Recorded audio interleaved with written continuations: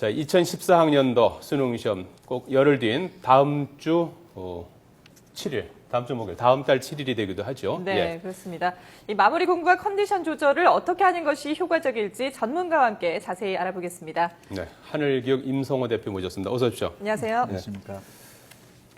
저희 딸도 고3이라서 관심이 안 했는데 엄마들은 저렇게 간절한데 애들은 조금 또 좀 무심한 것 같기도 하고 아주 저 공부를 잘하는 상위권 학생들은 알아서 하겠지만은 또 수험생들은 또 꼭 그런 것 같지는 않아요?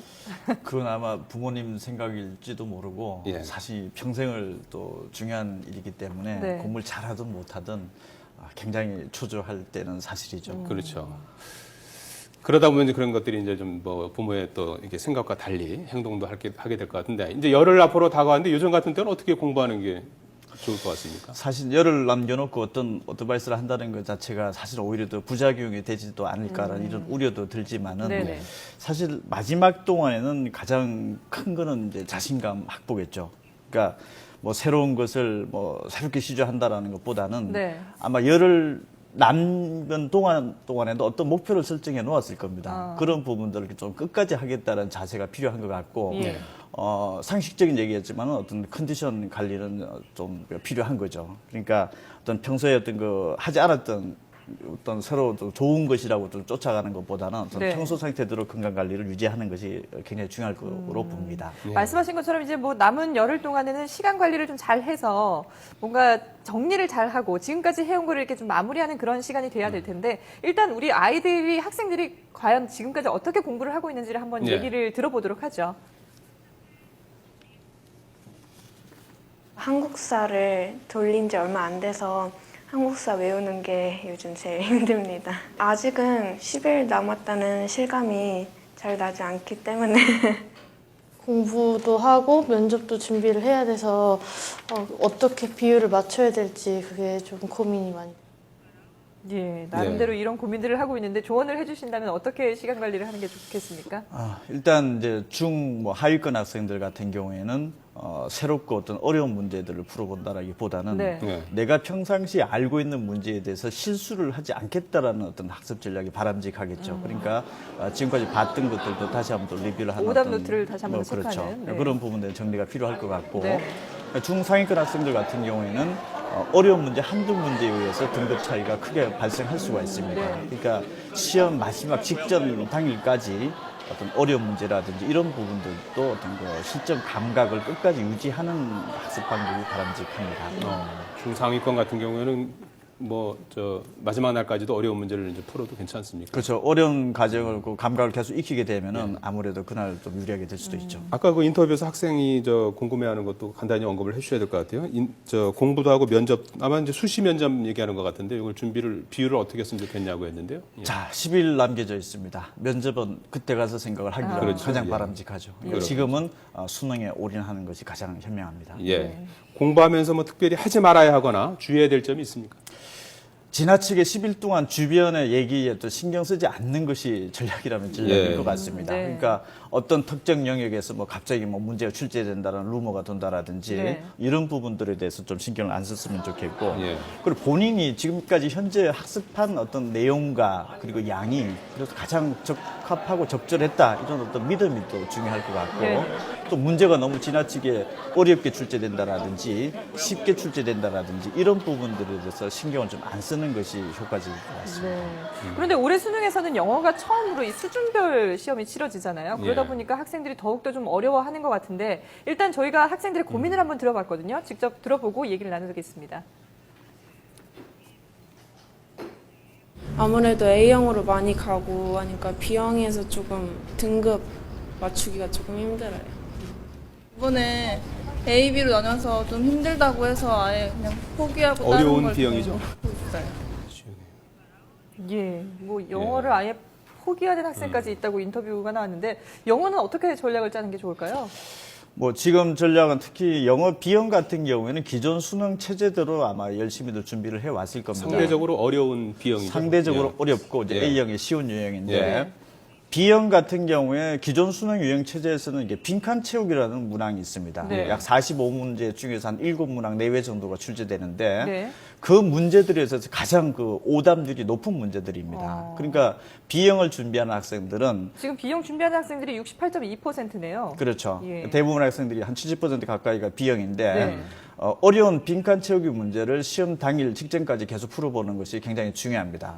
그리고 A형 같은 경우에는 B형보다는 쉽죠. 네. 그러니까 독해라든지 어휘력 부분에서 좀 틀리지 않은 어떤 학습 전략 그리고 시험 당일까지 영어 학습을 끝까지 하는 것이 어떤가라는 게 어떤 나름대로 어떤 거 조언을 하고 싶습니다. 네. 포기하지 말고 끝까지 공부를 그래도 하는 게 좀 더 감각을 유지하는 것이 중요하기 때문에 그렇습니다. 예. 매일같이 이렇게 그러면 말씀 들어보면 전 과목 매일같이 좀 봐야겠어요. 그죠. 지금까지 그렇게 해왔던 학생들이 아마 대부분일 텐데, 굳이 10일 남겨놓다고 패턴을 바꾸지 말고, 네. 어떤 그 시험 당일에도 직접적으로 어려운 문제가 출제될 수도 있고, 지문이 나올 수도 있으니까 대비하는 것이 중요합니다. 수학도 이제 A형, B형이 있지 않습니까?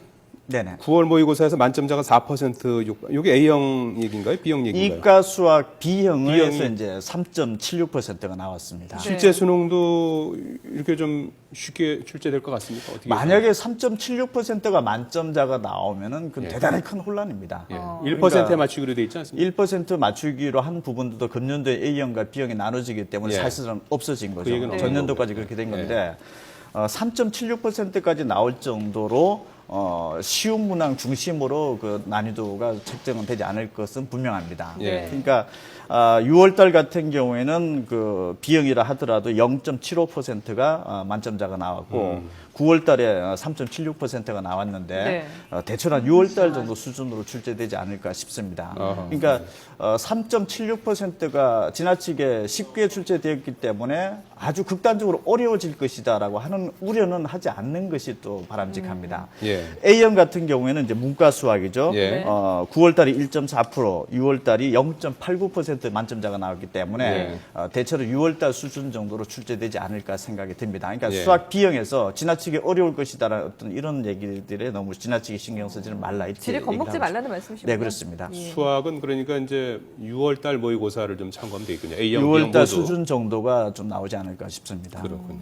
지금 영어하고 수학을 살펴봤는데 그러면은 국어하고 탐구 영역은 어떻게 공부를 하는 것이 좋을까요? 자, 국어는 지문이 바뀌어진다라든지 예. 갑자기 국어 지문에서 과학 관련 소재가 나온다라든지 네. 뭐 문학이든 비문학이든 지문의 난이도에 따라서 수험생들의 어떤 체감 난이도 크게 달라집니다. 예. 그러니까 EBS에서 나오는 지문 내용들 중에서 평소 어려워했던 부분들을 다시 한번 읽어보고 정리하고 이해를 해보는 습관.